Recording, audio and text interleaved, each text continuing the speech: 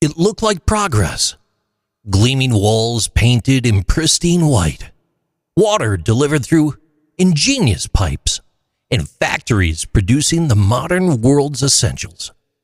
But hidden in that shine was a poison, one so insidious that it didn't just harm the body, it changed the mind. This wasn't just lead poisoning, it was lead madness. And its victims weren't just factory workers, they were children, mothers, and even emperors. Lead's story begins thousands of years ago. The Romans, ingenious engineers, relied on lead pipes to build their vast aqueduct system. They even sweetened wine with sugar of lead, a toxic byproduct. But some Roman scholars noticed something troubling. Aristocrats and emperors, surrounded by luxury, began to display erratic behavior. Historians now theorize that lead exposure may have contributed to the empire's instability, from Nero's fits of paranoia to Caligula's infamous cruelty. Fast forward to the 19th century, during the Industrial Revolution, lead use exploded. Lead carbonate, known as white lead, it became the dominant pigment for paint, prized for its brightness and durability. Potters added lead glaze to make their ceramics shine. Workers in these industries were exposed daily, often unknowingly inhaling lead dust or absorbing it through their skin. The results were devastating. Workers reported splitting headaches, trembling hands, and sudden outbursts of rage. Families noticed their loved ones slipping into confusion or paranoia. Children who lived in homes painted with white lead began to exhibit strange behaviors, crying for no reason, struggling to learn simple tasks, or even collapsing from anemia. But the real tragedy, industry leaders ignored the warnings. Think about this. By 1910, scientists already knew lead was dangerous. French physician Nicolas Ramazzini had written about the risks as far back as 1700.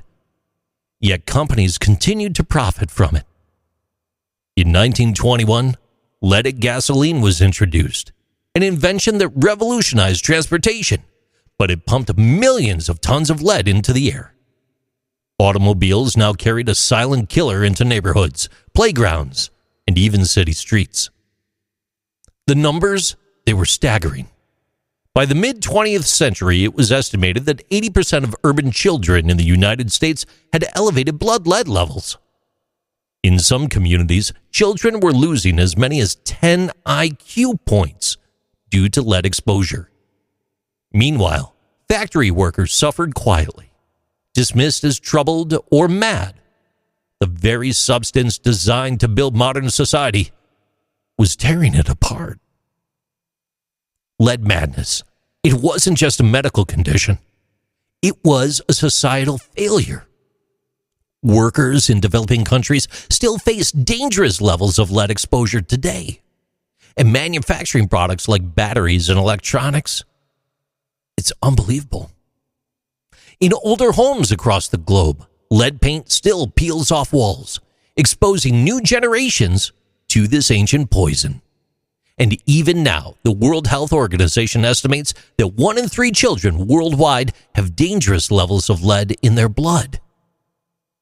But there is hope. Grassroots efforts have led to cleanup campaigns in cities like Flint, Michigan, and global awareness is driving safer alternatives. Humanity is finally grappling with the legacy of lead, and the question remains, how do we ensure this never happens again?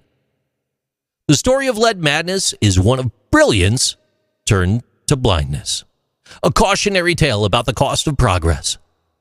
Lead may no longer dominate our paints or fuels, but its impact lingers. It's a reminder to question the materials that we use, to value safety over profit, and to listen when the warning signs first appear. These are interesting things with JC.